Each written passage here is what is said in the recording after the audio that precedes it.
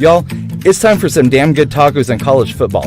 We're excited to announce our title sponsor, Torchys Tacos for the Arkansas Football Report with Otis Kirk, and the new addition to the Hogville.net family, the Arkansas pregame show starring former Hog running back Marshall Foreman, hosted by Jason Pattison.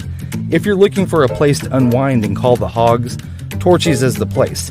Torchys' location on MLK in Fayetteville is the proud host of the Arkansas pregame show, and it will air 2 hours prior to kickoff of each Fayetteville home game. The Arkansas Football Report airs every Thursday at 7 p.m. in Rogers. Check out the full-service bar on the patio or in the restaurant while you cheer Arkansas on to victory. Torchys has you covered with the daily drink specials or the taco of the month with their queso that's made in-house fresh daily. Torchys has 2 convenient locations in Northwest Arkansas, which happen to be the only 2 locations here in the great state of Arkansas. They have you covered for some damn good tacos, and go Hogs.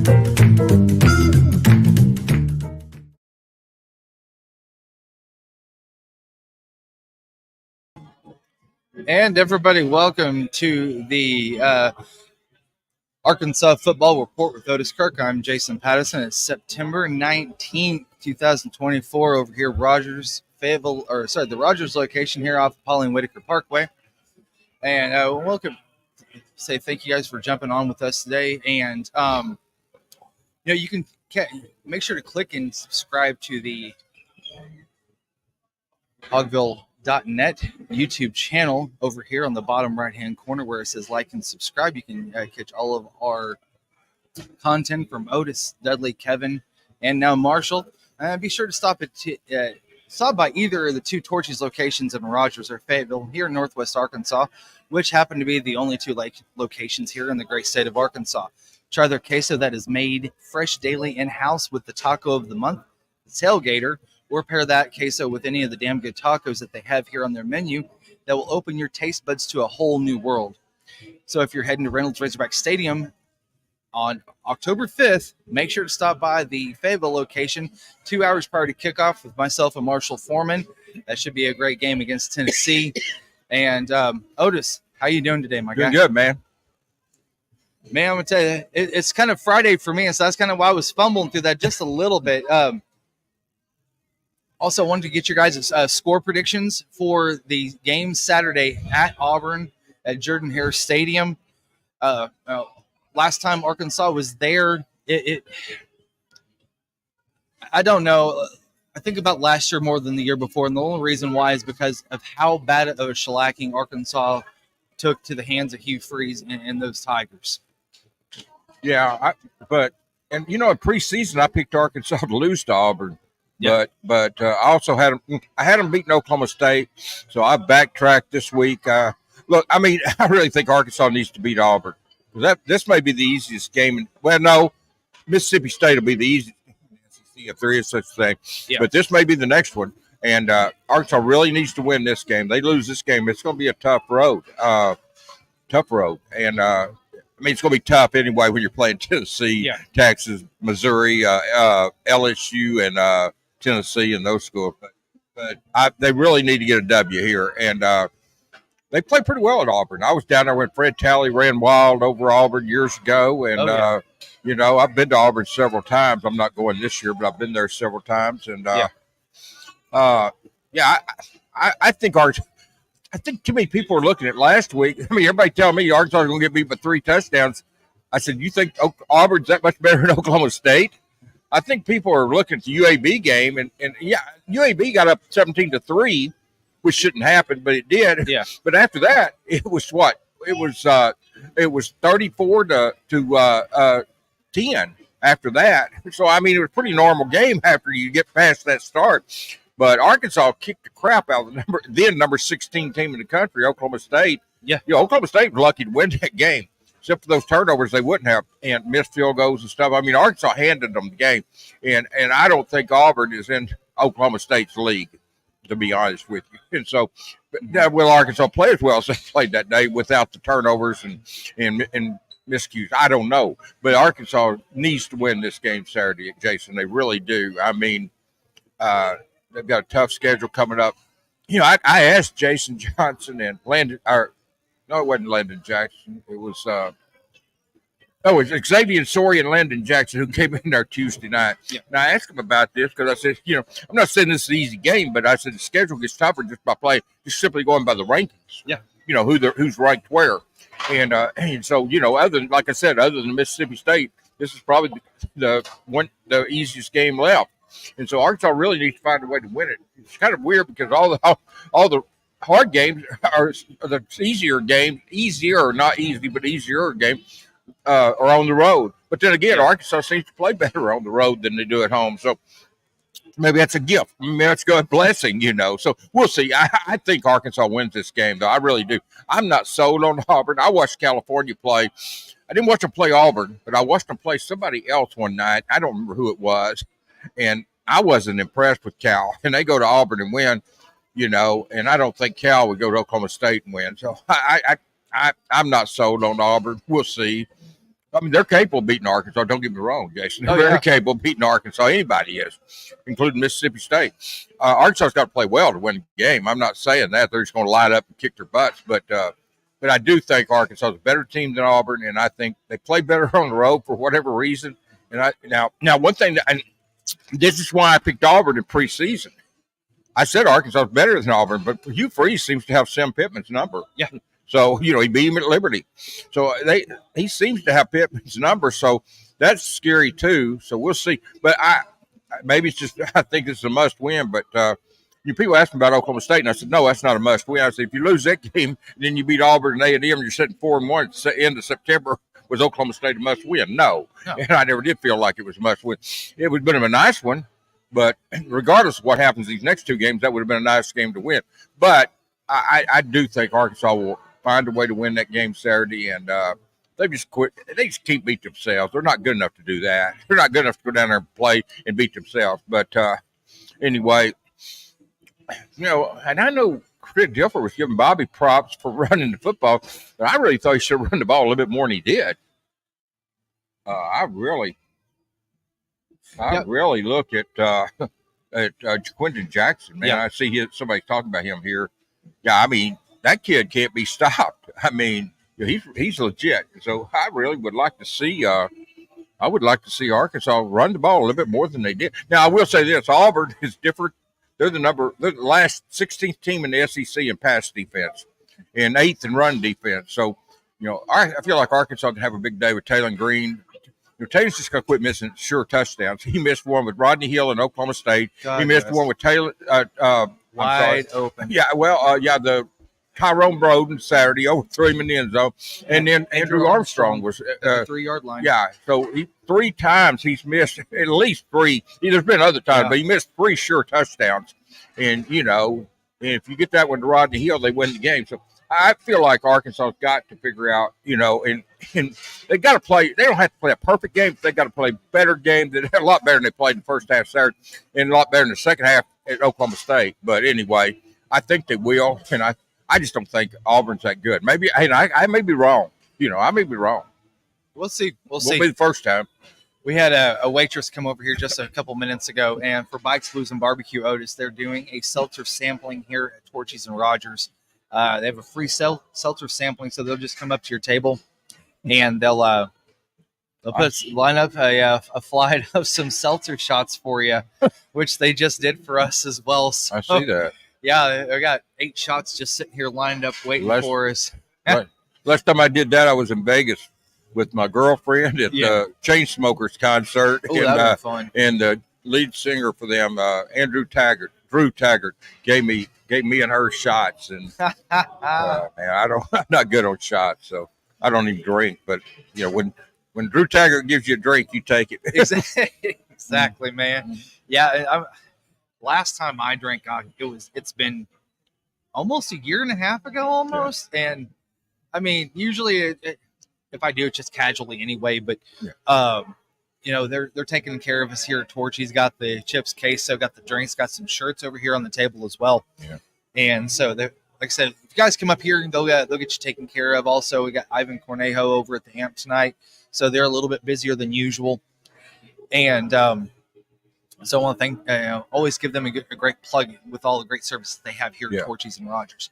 Yeah, they're nice people up here. I'd never been to Torchys till the first time we did the show up here. I'd never been to Torchys. These are nice people that run this place. And I think I met the guy from Fayetteville last Thursday night up here, So, yeah, these are good people. And come up and give some business to them. I mean, we had two recruits here a couple of weekends ago, and they enjoyed it and with their parents, and they had a good time. Yeah. Oh, yeah. So I know that folks look at the loss almost kind of like they're mourning it or the win is they're mourning it as a loss, really.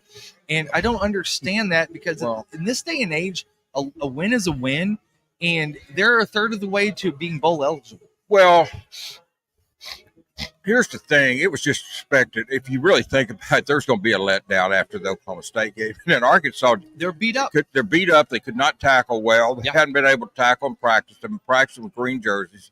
And look, I mean, Trent Dilford, the one thing that surprises me is not necessarily that game, but how did Louisiana Monroe hold that team to 6 points? That's what I'd love to know. I know.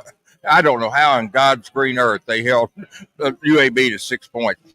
UAB is not a good team, but Arkansas kind of sleptwalked first. But I said, after you think about it, though, after it was 17-3, it was 34-10 the rest of the game. And I mean, that's and that's about what people expected. So I've seen people mad. I mean, look, you can be mad if you want to, but I mean, you might as well enjoy football, man. There's only 12 games.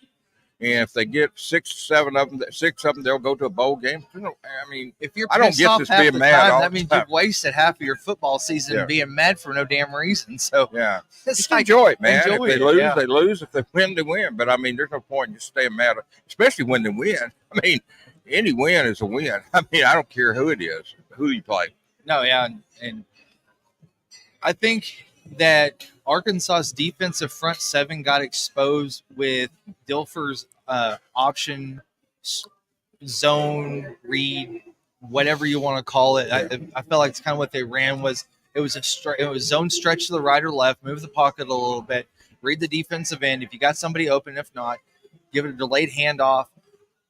That's what ate Arkansas's lunch. I think that they saw some of that in the video from the Oklahoma State game, and I think that's something that T. Will and Coach Woodson are able to address and get taken care of, because if you don't know your weaknesses, you don't know how to fix them. Yeah. They were exposed. Now they can start fixing them. They've had almost an entire week. You got Peyton Thorne, which looks like he's going to be the starting quarterback for Auburn this week. And I think that the backup experiment for Auburn is put to bed for the moment.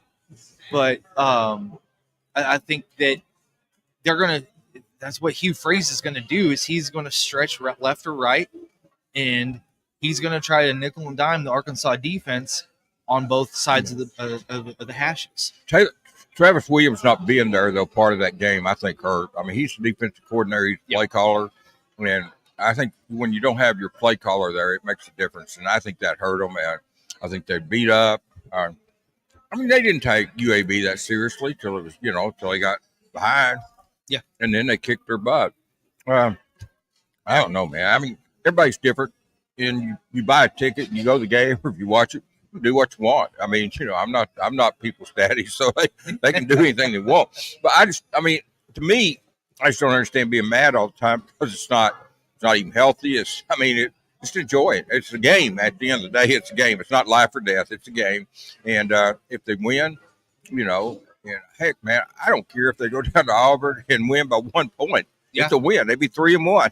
Same thing at A&M. Exactly. I know in Arlington, but against A&M, hey, you can be an ugly win is better than a pretty loss. If there is, I don't know what a pretty loss is, but an ugly win is a win, man. So there's something new this week that was implemented by the SEC at the start of the season, and this is the first time that Sam Pittman's had to do this. During a league game on Wednesday, he has to have an injury report. Yeah. And was there anything that came out of that you either marked it as a noted injury or a designation of some sort coming out of Wednesday? Well, what surprised me when I wrote that story this morning was Jalen Braxton being out, because Sam said Monday, if you read my story today, people, you can see I had a quote from Sam saying that I expect Jalen to play, something to that extent, on Monday. And then tonight, this morning when I wrote the story, I didn't write it like that. He was ruled out. I'm calling up the story to get the exact quote, but I've got it here on my phone. But I was surprised that Jalen Braxton's out after Sam's. Hi, how you doing, sir? I was surprised that Jalen Braxton's out after saying that Sam's saying that he's expecting to play. So that's a blow. That's a blow. It That's is. for the cornerback, but that's a blow not having Jalen Braxton. So now you got Jalen Braxton, you got Hudson Clark that are both going to be out for the game. Yeah. Well, Hudson, yeah, he's pretty much been out for a while. Excuse me. I anticipate Braxton being able to play, Pittman said Monday. A lot changed between Monday and Wednesday. Yep. And that's another thing that we're going to start to see here actually from this week on to the third week of November. We're going to have an injury report each week because Arkansas doesn't play La Tech until the game before Missouri. So we're going to get an injury report each week. So, you've got Patrick Kutis, which has already been he's been out for the year so far. Campry Brown was out last week. Brown. I don't know what's wrong with him. He didn't play. I think he's told us, but I don't remember Pittman saying what it was. I've looked through my notes. I don't know what Andreas Paskey, the tight end. Yeah. I have no idea what he's out. I don't know what happened to him because he played there. He got that holding call pretty late in that game. Yeah, he did. He got a holding call, so I don't know what happened to him.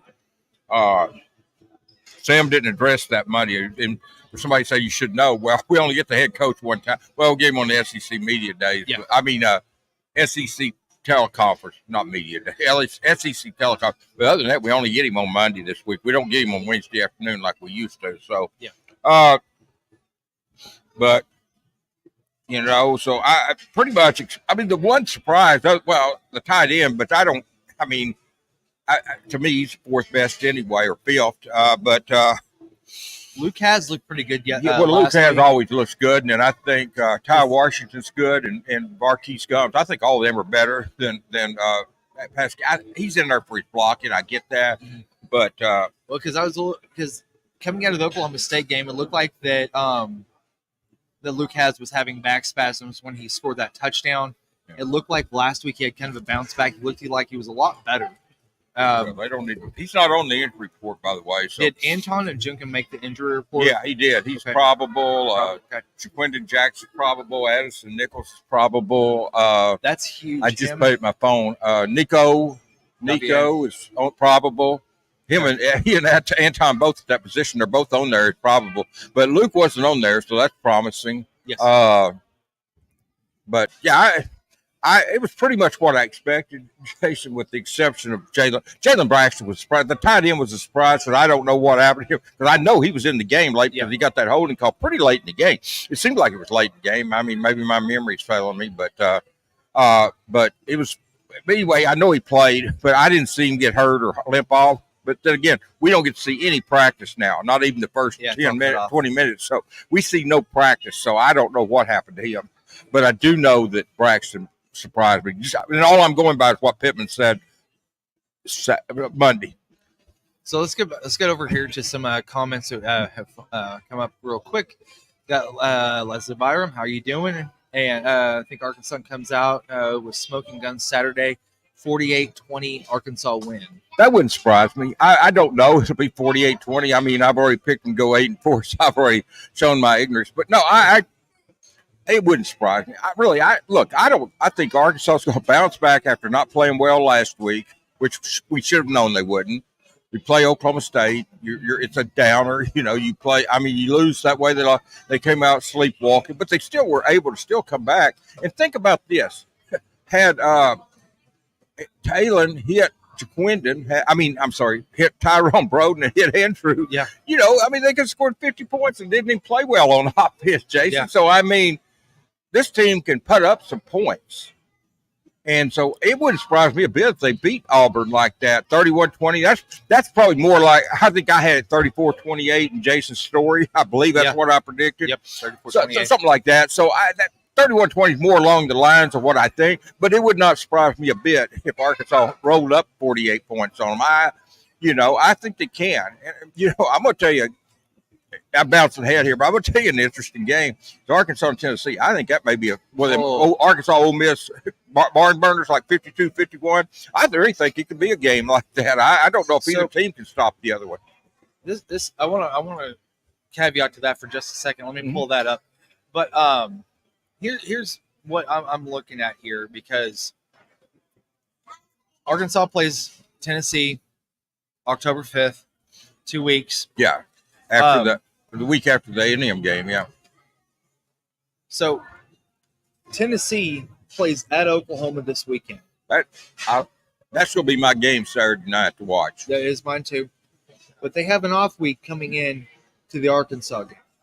So not only are they going to be able to have a week off after, my guess is going to be a very tough Oklahoma game, because this is Oklahoma's time to shine. For all the naysayers for however long, the last couple of decades, that have put Oklahoma and Texas down, saying, well, if they were in the SEC, they get their ass whipped. This is their time to shine. They're going to go out there. Their first game is the SEC, as an SEC league member. You have Tennessee. They're going to try to come in there and whip their ass. They really are. Now, I'm pardon my French here, but the thing is that they've heard so much of that for so long. They're going to go in there and they're going to try to give Nico Amaleva all sorts of hell, more than he can almost probably may have some schemes that he may not have seen. He's a freshman quarterback. Venables was a great defensive mind. He is. But go ahead, Jason. But Oklahoma, Tennessee's going to kick their ass, man. I mean, they're going to beat the crap out of you. They're going to beat the hell out of OU, man. Yeah. I mean, that's just the way it is. Amaleva's thrown for 698 yards, 6 touchdowns, and 2 interceptions, basically in 3 halves of work, because he really didn't play very much in the 69-0 route, and then the 71 to whatever it was, and 55 to whatever, 55-10 to NC State. And they're gonna have their hands full. Josh Heupel coming back is won the national championship for Oklahoma back in 2000. After being a journeyman, really. He comes back to Oklahoma. Bob Stoops, he actually shut down all interviews because he had so many requests because of Heupel coming back to Oklahoma, and Venables facing him, and them being on the staff under Bob at the same time at some point, and shut that down. He said, there's so many that I couldn't handle it, because he just wants to concentrate on seeing these guys practice and play. Yeah, I may be dead wrong. I've seen a little bit of Tennessee when I get home. You got to understand, I've been to all 3 games. So, I mean, now we were home that Saturday after we went to Little Rock on Thursday. So I've seen some games, but the last 2 I drove to Oklahoma State, Tulsa Friday, and then to Oklahoma State on Saturday, and then back home. Yeah. And it was late. Last week I got home about the same time, about 9 o'clock. So it's usually about 9 o'clock when I get home from the last 2 games. It's been 9 o'clock. It was 2 o'clock, or actually 2:30. The Little Rock game, 2:30 a.m. So I don't get to see a whole lot of football, but I've seen Tennessee some. I have not seen Oklahoma, but I just don't think they can. I think Oklahoma is going to get exposed some in the SEC. Yeah, I really do. We talked about one night here about 2 or 3 weeks ago. You had your phone out, and I looked at the last 3 games they played, Jason. Yeah. I had no idea there's last 3 games. That was earlier. I had not looked at schedules. I've looked at the schedule since then. I know Missouri's got a cakewalk. Yeah, they do. I don't know how they got that schedule, but I looked at OU's last 3 games, man, and I mean those are brutal. So I mean, them and Texas both. Texas both do have hard games. Texas got the talent, but I'm looking forward to this weekend to see how this game goes with Tennessee and Oklahoma, Arkansas and Auburn. I mean, all of them. It's going to be interesting, because it is kind of interesting to have Oklahoma and Texas in the SEC.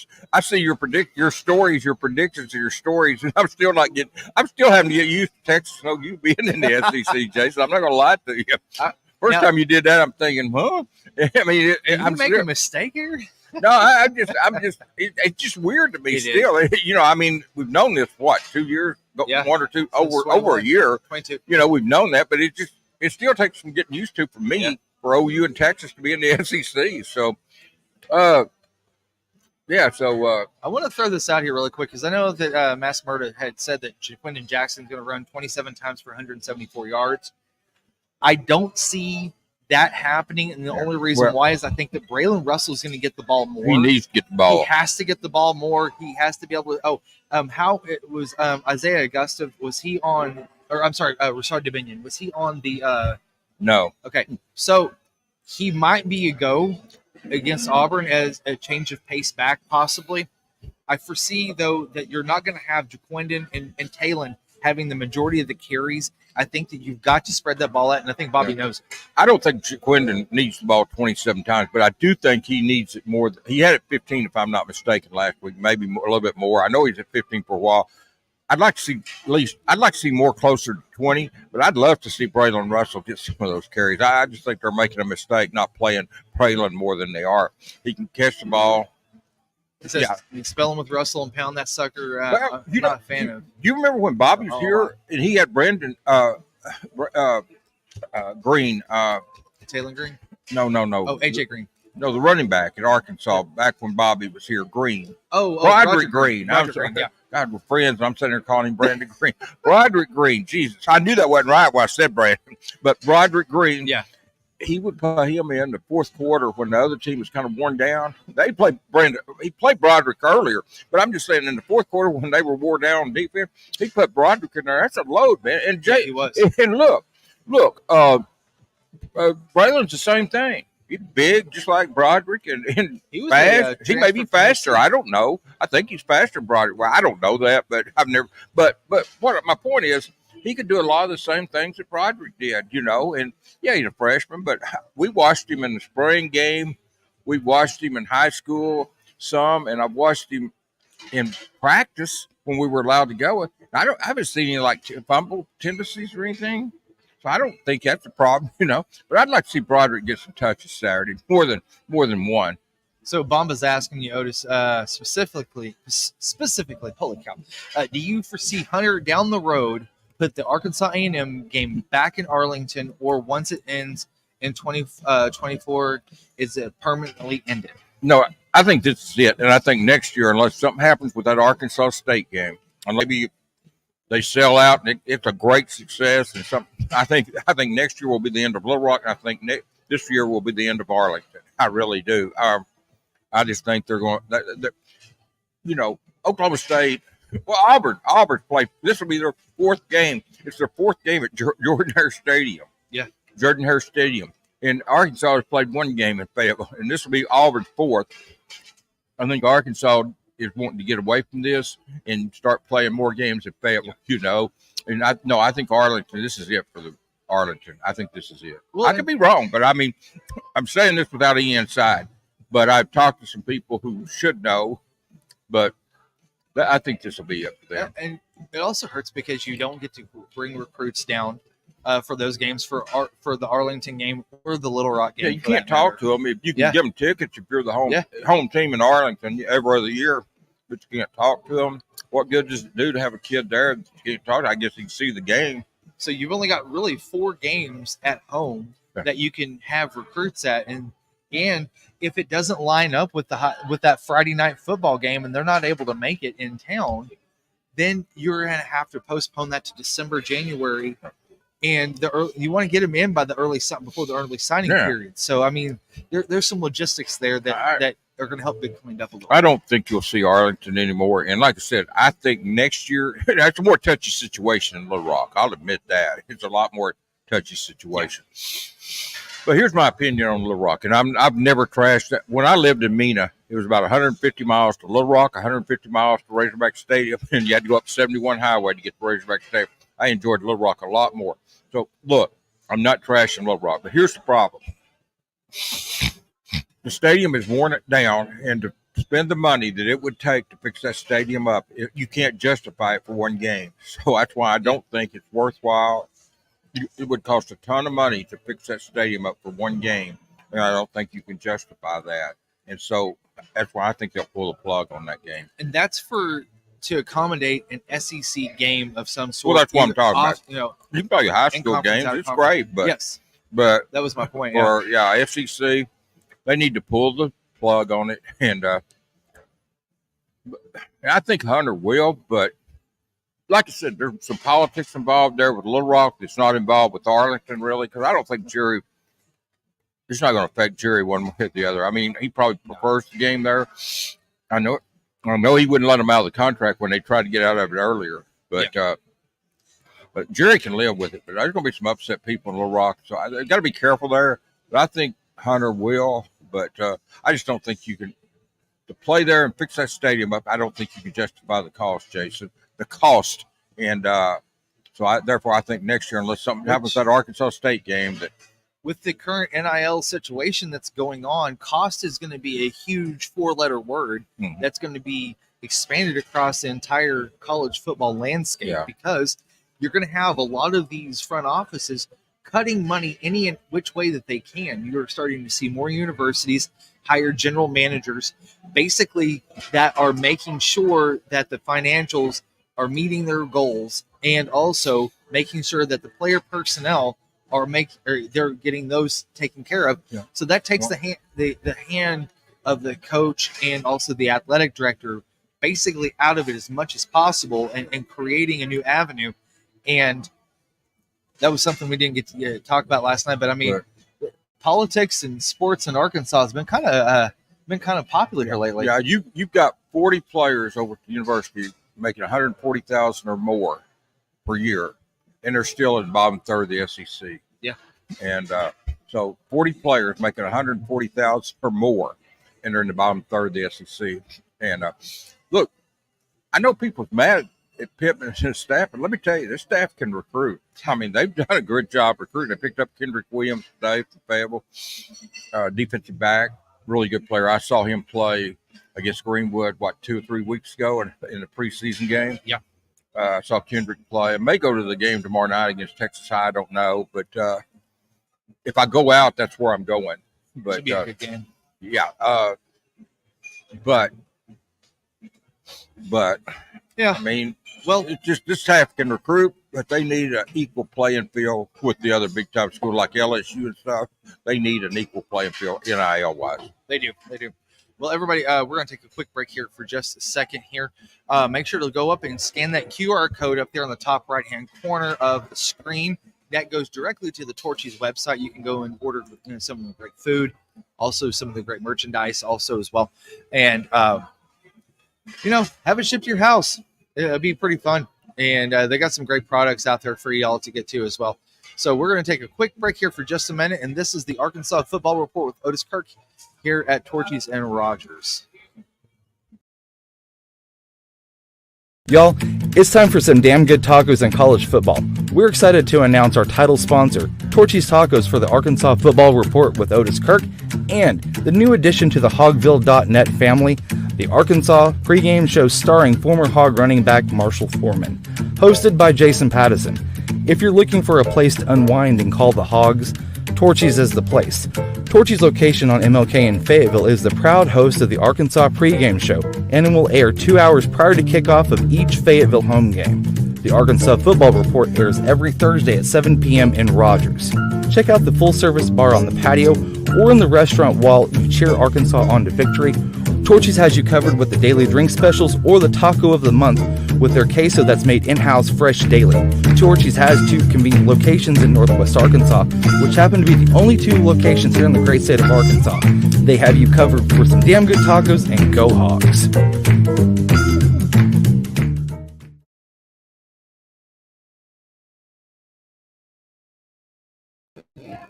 And everybody, welcome back to the Arkansas Football Report with Otis Kirk. I'm Jason Pattison here live at Torchys and Rogers. Make sure to come over and check out all of their great tacos that they have here. Pair that with their house-made queso. Otis, this is the taco of the month. That's the tailgater, and I'm going to tell you what, that thing is loaded. Yeah, it looks like a damn good taco. Tailgater. Dude, I'm telling you what, that thing looks loaded. It's heaped. I saw one up there I'd like to try. I forget what it was called. It was called the Trailer Park, I think is what it is. Trailer Park, I think. Yeah. I'd like to try that sometime. I just haven't. I ran a little late today. Well, I wasn't late. I was here probably 20 minutes before the show, but I stopped by a bookstore over here, Barnes & Noble, and bought an NBA magazine. So, the tailgater was, the Trailer Park was actually their taco of the month last month. Isn't that the one with fried chicken and stuff? Yes, that sounds pretty damn good, man. I may have to hit Marcus and those guys up for one next week, man. I mean, you may have to tell them, hey, you gotta hook for you the up. calls. Because I'm broke. No. I mean, help me for the calls. I'll be like these people standing on this corner out here, man. I mean, I tried the Wrangler last week, yeah, and man, I'm telling you what. So it's got eggs, it's got brisket, cheese, tomatillo sauce, and on a flour tortilla, and with a little bit of cheese sprinkled over the top. Man, I'm gonna tell you what, that was pretty dang good. They fill those suckers up too. Yeah, I don't know which two I have. I've had a couple, and I don't know what they were. I know they had the brisket, so whatever those were. But I saw the one with the fried chicken. I'm thinking, man, I need to eat that because I love fried chicken, man. I can eat that. It's fried chicken and burgers and stuff. I can eat that all the time. Man. Tacos and man, I'm gonna tell you what. If they check my cholesterol after eating some of the stuff I eat, man, I think the doctor would probably slap me across the face and say, "What the hell are you doing to yourself?" Yeah, man. So I got Brandon Tully. He thinks that Arkansas is going to pull it out in a squeaker 38-30. Yeah, I mean, that's pretty close to what happened. Yeah, that's kind of the range, I think, somewhere in there. I think what I have 34-28. Yep. Yeah, I mean 38-30. I mean, I think it'll be somewhere in there. I really do. We'll see, but I think that Arkansas will. I just got a gut feeling Arkansas is going to win this game, and I picked Auburn in preseason, but I'm picking Arkansas. Auburn, I just don't. I think if Auburn was, I had a guy tell me last night Auburn would beat them by 3 touchdowns because Arkansas has flaws, and I said, well, that's fine. Everybody got flaws. Everybody's got flaws, but I said, you tell me that Auburn doesn't have flaws? They lost to California at home, people, and if they didn't have, I mean, they lost to Cal at home, and I said, you're going to tell me you think they're that much better than Oklahoma State? Then I mean, Oklahoma State didn't beat Arkansas by 21 points. I just don't. I don't know. I told him, I said, I think you guys are too mad about the UAB game. Yeah. And you're forgetting the Oklahoma State game where Arkansas kicked the crap out of them and stepped on the scoreboard. And Oklahoma State knows they were lucky to win that ball game. And you can't ignore that, man. Oklahoma State's playing Utah this week. We talked about games. That'd be another good game. Yeah. Oklahoma State's playing Utah. That's going to be a good game. Oklahoma and Tennessee.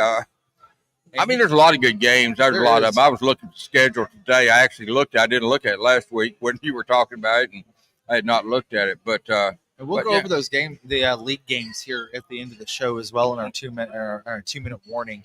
It's not 2-minute timeout. It's 2-minute warning, man. I'm telling you. It's 2 minute. It's a 2-minute warning. It's not the 2-minute timeout, man. It really is. Yeah. So, real quick here, he's actually filled in as a co-host before Marcus Carlton. Says it's going to be 38-24 bad guys. He says a late turnover makes the final, which it could very well happen. Yeah, I mean, Auburn could win the game. It's probably rated.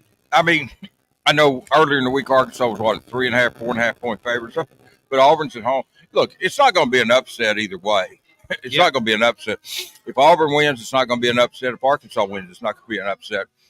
I've just got a gut feeling that Arkansas is going to win the game, and we'll see. But, yeah, I mean, if Arkansas turns the ball over, it could get ugly because that's one thing they can't do is turn the ball over now. That's what they've got to stop doing that. Honestly, that was the reason why they were able to get back into the game last week was because they didn't have any turnovers. Yeah, I mean, that's what cost them the Oklahoma State game as much as anything. Another pick six, but actually it wasn't a pick six. It was that was early in the game though. Yeah, that was early in the game. Other than that, they cleaned it up. They even got one late in the game with TJ. Yes, that actually was the game sealer there at the end of the game too. Yep. It was because of him. I'm trying to bring these up here for a little bit later, but we'll get on to that here in just a minute. So let's look at this for just a second. I know we were previewing Auburn. I know that what Arkansas was able to do last week, despite getting beat up at Oklahoma State, they still came out. It took them a little while to kind of wake up. Yeah. And that happens not only with Arkansas, but they're a good team still. This is something that I'm sorry, they made me bump into there. One of the things that I noted in the story yesterday that came out this morning was Arkansas leads the NCAA in conversion of third down. They're at 68%. 2 years ago, they couldn't get 2. Yeah, and Taylor Green being able to run or pass is a big reason for that. I mean, yeah, just like last week, it's 3rd and goal. What, the 8 or 9 yard line? Yep. I think the 9, maybe the 8. But he ran it in on 3rd down for a touchdown. I'm telling you, man, Taylor Green, and I get the interception he threw Saturday. I get the one he threw at Oklahoma State. I get the missed 3. I think we talked about earlier in the show about 3 touchdowns he's missed at least. Yeah. Tyrone Broden last week. Andrew Armstrong. Andrew Armstrong, and then Rodney Hill over at Oklahoma State. Yep. He missed. I know that, but I'm just saying that he is still. And his leadership is off the charts, man. And every player that I talked to this week credited him for keeping the team up when they got behind early. He kept his head up and kept everybody else engaged in the game. Yeah, and so, here in just a few minutes, we're going to go to some 5 keys. I know that you write that each week. I got that tomorrow. Yeah, 5 tomorrow. keys. Yeah, and we'll talk about a little bit about not that story specifically, so because we want you guys to go out and read that because that'll be on Picture Nation and Can Do. Yeah, because I hadn't even written it yet, so I'll write that tomorrow. I've got Jaden Johnson's story tomorrow, and I've got Jaden Johnson's story tomorrow, and I've got a 5 keys to beating Auburn story. Those 2 for sure tomorrow. Maybe something else. And of course, obviously, if something breaks, there'll be a break like Kendrick Williams today. There'll be breaking news, but those 2 for sure tomorrow. Yep. And so, a little bit later on, we'll like I said, we'll look at the keys of the victory, and then we'll also go into the 2-minute warning and look at the SEC today. I want to thank everybody for joining us today here at online on the hogville.net YouTube channel. We got 30 actually watching live right now, and is John the Baptist on? I haven't seen John the Baptist yet. I have not seen John the Baptist. John the Baptist is slipping, man. Come on, John. You got to get on there, John, because if that's the John case, then if you don't come on here, we're going to make him come on, and we're going to make him co-host. I told him, you got to get pictures this weekend. The fact you're not at Auburn, that's not an excuse, man. Get you a better Zoom, Stand out, on top of your house, get a Zoom, and get some pictures, man. Quit slacking. John the Baptist. That with the satellite space and make sure. Yeah. John the Baptist, man. I'm going to tell you, man. John's a great guy, man. If the world was like John, it'd be a whole lot better world. I'm just telling you, man. Great guy. Everybody at our place. I mean, I enjoy working with all you guys, man. All of you. I mean, Jerry Meadows, he's a better guy alive than Jerry. I've known him all his life. Yes. We haven't ever known him since about I think we were both 8 or 9 years old. So I've known him for a long time, man. And but yeah, these are good people, of course, Dudley, Dudley's one of the best in the business. I've always said that. He's one of the best in the business. I want to give condolences to him and Petra for just a second because they had a loved one of the family, Fred the Puggle, had passed away on Monday. I know that Dudley he got some really great quality time with Fred before he had passed, and want to send condolences out to them because, listen, you as well as I do, as Dudley does, anybody else that has pets, they're not a pet. They're a member of your family. I lost Kobe a few months ago, and I still dream about him and still miss him. I miss the hell out of Kobe. So, I mean, I know what Dudley's going through to some degree, and I felt bad for him, man. I told him, don't worry about football Monday, man. I mean, there's more important things than always working. Yes. All right, so let's go ahead and let's do this real quick. Hope Nebraska kicks the hell out of Illinois. So I do too. I love everybody up there in Illinois markets, all those guys except for Brett Bielema.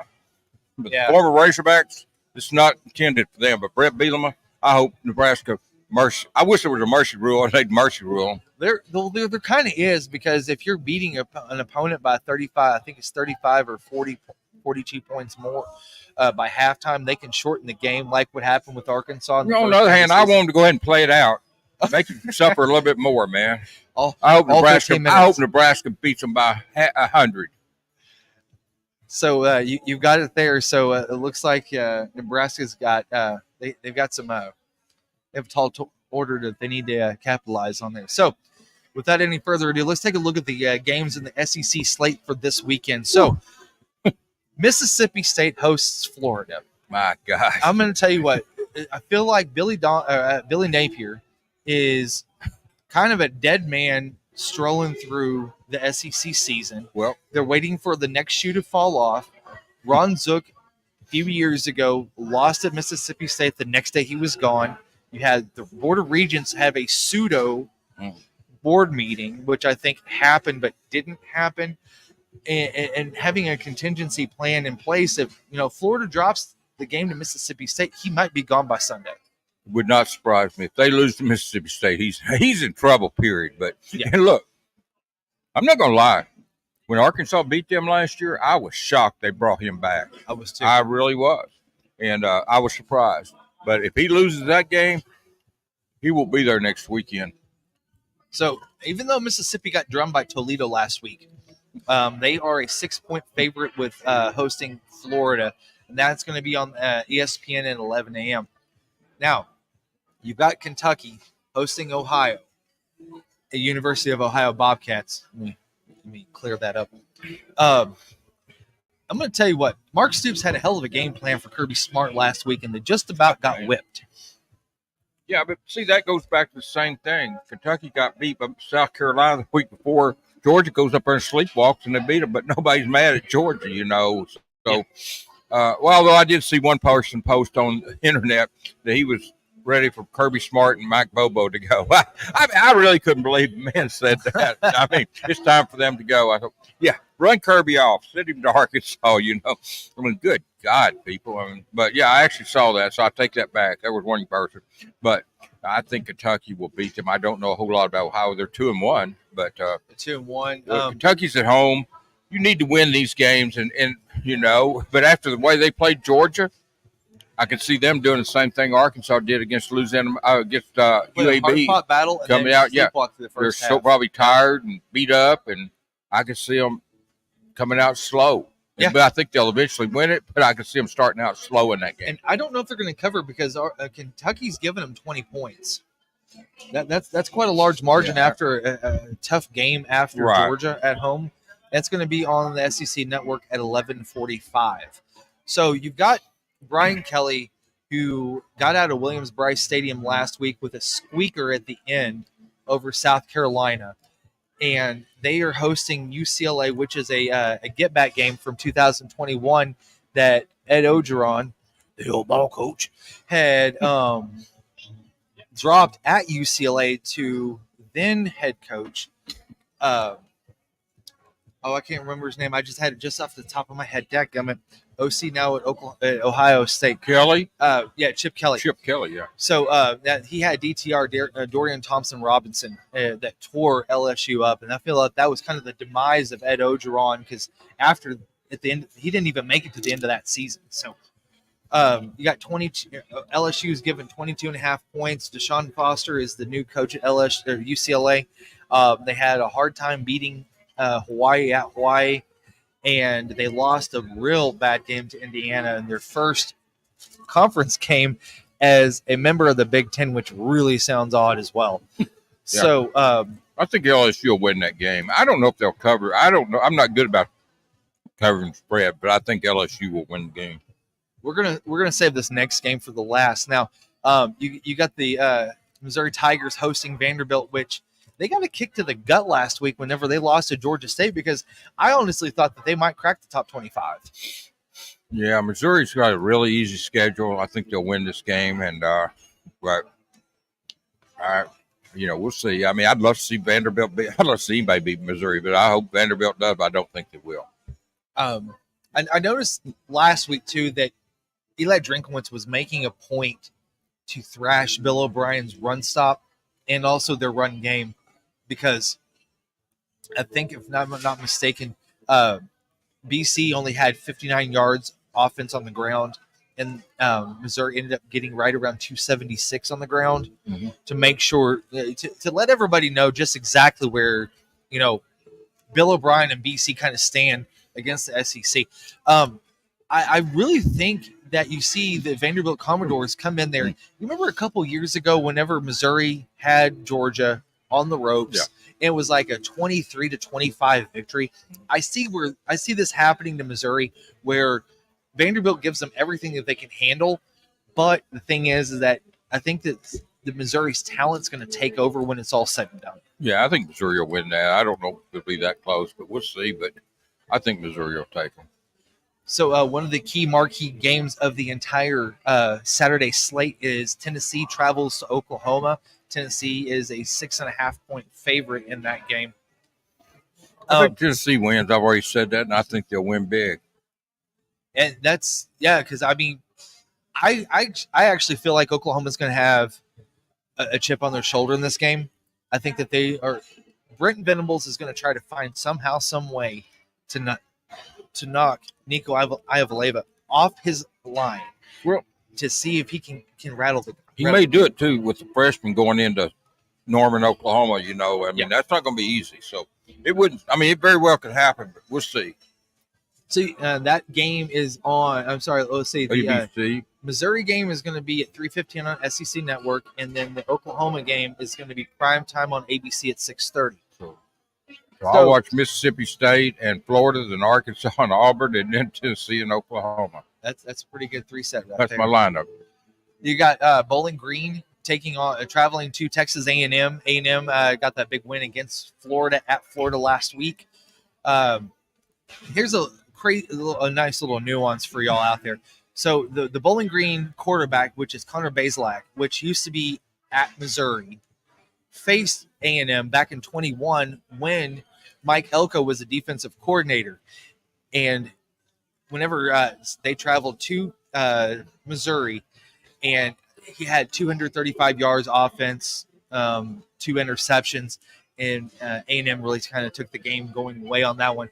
I think that Mike Elko is going to kind of dust off that little playbook he had for Bazelak and see if he can, replicate that. Yeah, we'll see what happens there. I think A&M will get them, but I don't know how beating Florida propels you in the top 25. I don't either. I don't see that. I mean, they should have beaten Florida. So, yeah, I don't know. We'll see. Maybe A&M's better than I think they are. I'm sure they got a lot of talent. They always do. So that game is going to be at 6:30 on ESPN Plus and the SEC Network Plus. Next, you got South Carolina, which lost that heartbreaker to LSU last week. They are at home. They host the Akron Zips. Game is going to be at 6:30 on ESPNU. South Carolina is a 27.5-point favorite. I mean, Rockets should pile up some yards in that game. Should. I'm looking at his carries are 58 for 285 and 4 touchdowns. Yeah. So, yeah, we'll see. But could have used that last year. Yeah. Could have used that last year. But, hey, we're moving forward. So, you've got Ole Miss in the lane train that has been chugging along. Yeah. They are 36.5-point favorites over Georgia Southern. And they're going to chug along again this week, too. I think they are. I think that everybody's going to be heading to the Grove by halftime. And they're going to be sipping martinis. They're going to be out sitting underneath the tents and taking the game out, outside the stadium. Game's going to be at 6:45 on the SEC Network. Next, you got the Shorthorns versus the Arch Manning first start at Texas. He's starting that game. Yep. Quinn Ewers, I do believe, is still hurt. Yeah, he's hurt. They've announced today that Arch will start. Be interesting. I'd love to know how Louisiana Monroe held UAB to 6 points, because I don't know how the hell that happened. I don't either, because I'm telling you, I mean, that's a good offense at UAB, and I don't know how they got held to 6 points. I don't either. That game's going to be at 7:00 on ESPN Plus, and Texas comes in as the number 1 team in the nation, first time since I cannot remember that Texas comes into the week. I think it might have been since Vince Young was there. It's been a while. They're coming as a 44.5-point favorite. So we're going to go up here to the Arkansas-Auburn game. So, again, 2:30 on ESPN, which you got Arkansas, which is 2-1, Auburn, which is also 2-1. And the money line's moved a little bit, Otis. Yeah, Auburn's favorite. I see that now. They yesterday they were favored at 3-point favorite. Now they're only a 2.5-point favorite. So that means Arkansas started out the favorite at the end of the week, if I understood it right. Yeah, they might have. I thought they did. They were somebody, because I heard them say that, but I didn't. But yeah, but you get 3 points. You get 3 points for the home field. So they're 2.5. So they're really basically, like I said a while ago, it's a toss-up. Oh, good. I got to put this up there really quick. Marcus Carlton, he says that the Mississippi State-Florida game is a blindfolded pillow fight. That's probably, honestly, I think it's dead on. Honestly, that's probably the two worst teams in the SEC. Yeah. Yeah, I think Mississippi State and Florida are probably the two worst teams in the SEC. It probably is a pillow fight. Oh, God. I can't put this last. I cannot. Lewis, I would put this on there, but the way that you ended that, I cannot put that on the – I cannot put it on there. Oh, man. That's one of the most questionable establishments in Fayetteville, and I cannot condone that. Oh, my goodness. I've been there one time. I went on a bachelor party, believe it or not, there, and my God. It was like 2 or 3 in the morning when I got there. My God, that sounds like that's like somebody had a bad idea and y'all went through with it. I played softball all day. It was like I didn't get home. We played out of town and didn't get home till like midnight or what. And I don't know what time. It was late when I got there. So, yeah. So, fortunately, it was closing pretty soon. So, or I think it closed. I don't know. But whatever. Yeah. And all the places in Fayetteville to go to, there's better ones than that. But I'm just saying, hey. This was somebody else's bachelor party. I showed up. Like I said, I played softball all day, went home, took a shower, and showed up. And oh, my gosh. Holy cow. So, that right there has been the SEC lineup here. Here in just a second, we are going to come into the 2-minute warning just because we want to be just like the NFL. So, here's 2-minute warning. Okay, so the key for me for Arkansas to pull out a game against Auburn on the road, even though I am picking against Arkansas on this. This is 2 of the three last weeks that I have done this now. It depends on the turnovers. And not only when or how many, but when. Like MC was just saying. If Arkansas has no turnovers going into the final 2 minutes of the game and it's a close game, Arkansas coughs up the ball, it cannot happen. Let me tell you this, though. I really believe if they have no turnovers going into the last 2 minutes of the game, I don't think it'll be a close game.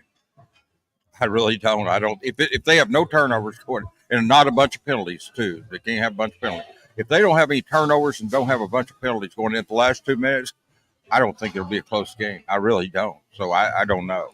We'll see. Well, y'all heard it here first from Otis.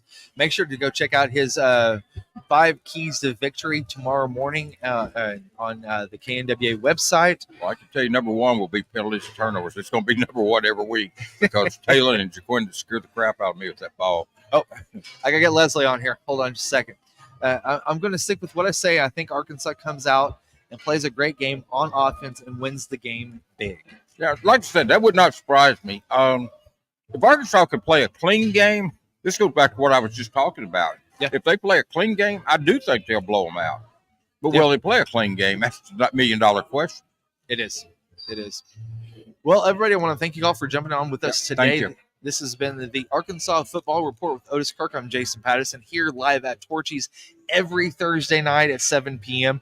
So make sure to jump back on with us next Thursday as we start to preview the Arkansas A&M game at Jerry World. For Otis and myself, Jason, I want to thank y'all for jumping on with us today, and have a great night. Go Hogs. Y'all, it's time for some damn good tacos and college football. We're excited to announce our title sponsor, Torchys Tacos, for the Arkansas Football Report with Otis Kirk, and the new addition to the Hogville.net family, the Arkansas pregame show starring former Hog running back Marshall Foreman, hosted by Jason Patterson. If you're looking for a place to unwind and call the Hogs, Torchys is the place. Torchys' location on MLK in Fayetteville is the proud host of the Arkansas pregame show, and it will air 2 hours prior to kickoff of each Fayetteville home game.